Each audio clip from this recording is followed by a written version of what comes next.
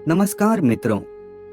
पुण्य तो हम सभी लोग करते हैं, लेकिन आपको पता है कि सबसे बड़े 5 महापुण्य कौन से हैं? अगर आप इन महापुण्यों को अपने जीवन में उतार लेते हैं तो आप भगवान के बहुत ही लाडले और प्रिय व्यक्ति बन जाओगे। लेकिन हम इन 5 महापुण्यों के बारे में जाने उससे पहले हम आपको एक छोटी सी कहानी सुनाते हैं जो आपको महापुण्यों के बारे में बहुत ही अच्छी जानकारी देगी। धर्मानंद नाम का एक राजा था जो बड़ा ही प्रजापालक था।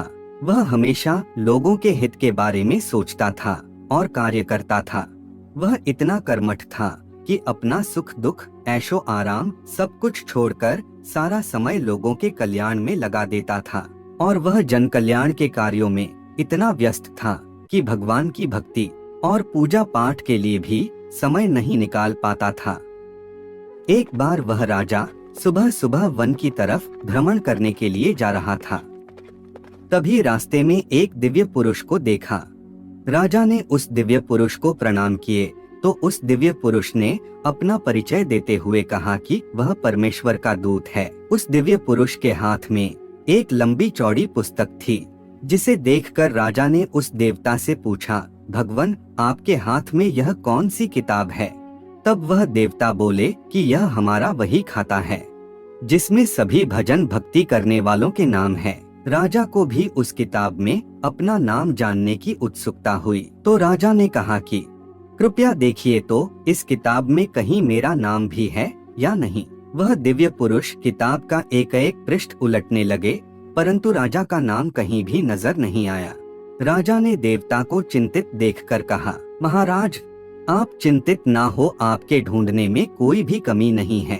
वास्तव में ये मेरा दुर्भाग्य है कि मैं भजन कीर्तन के लिए समय नहीं निकाल पाता और इसीलिए मेरा नाम यहाँ नहीं है।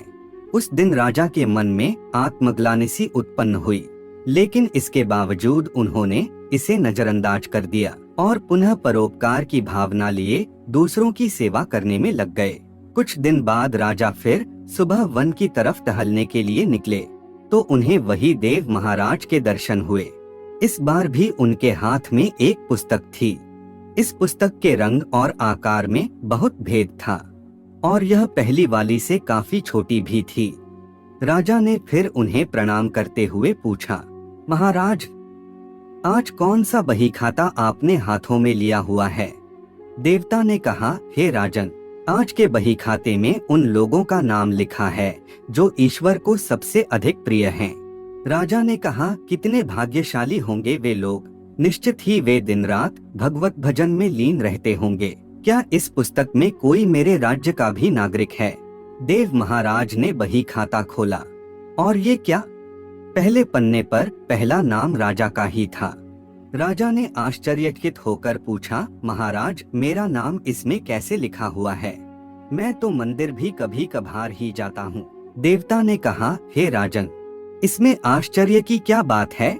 जो लोग निष्काम होकर संसार की सेवा करते हैं, जो लोग संसार के उपकार में अपना जीवन अर्पण करते हैं, जो लोग मुक्ति का लोभ भी त्याग कर प्रभु के निर्बल संतानों की सेवा सहायता में अपना योगदान देते हैं, उन त्यागी महापुरुषों का भजन स्वयं ईश्वर करता है। हे राजन, तू मत पछता कि तू पूजा पाठ नहीं करता, लोगों की सेवा कर, तू असल में भगवान की ही पूजा करता है। परोपकार और निःस्वार्थ लोक सेवा किसी भी उपासना से बढ़कर है। अब हम आपको 5 महापुण्यों के बारे में बताते हैं। नंबर 1, अन्न पुण्य। किसी भूखे को भोजन कराना, चाहे वह मनुष्य हो या जानवर, अपने सच्चे हृदय से उनको भोजन कराना, यह पहला सबसे बड़ा पुण्य है। नंबर 2, शयन पुण्य। निराश्रित मनुष्य या जानवरों को आश्रय देना, यह दूसरा सबसे बड़ा पुण्य है। नंबर 3, वचन पुण्य।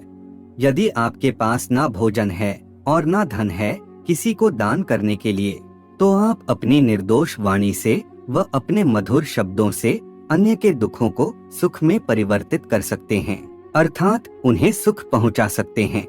नंबर 4, नमस्कार पुण्य।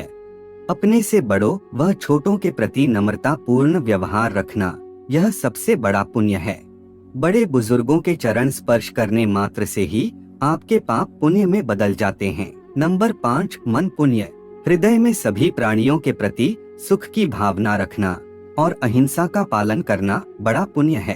अर्थात पुण्य वह है जो आप अपने पवित्र हृदय, द्वेष मुक्त चित्त व मस्तिष्क के उच्च भाव व उच्च विचारों के साथ करते हैं।